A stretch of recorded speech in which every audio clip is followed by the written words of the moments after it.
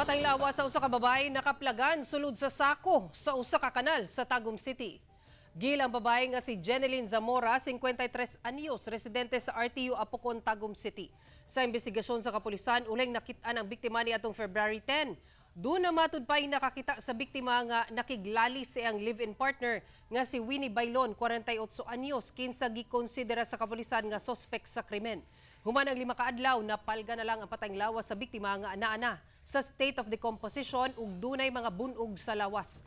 Adlang Webes, giadtuan sa kapulisan ng suspect kinsa mihimakak pa apan ato sa investigasyon miangkon sa krimen hinungdan nga gidakop kini. Gipasaka na kini og kasong murder.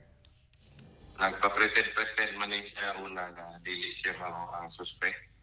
Pero later sa the course of investigation, mo pinpoint man dito sa iyahang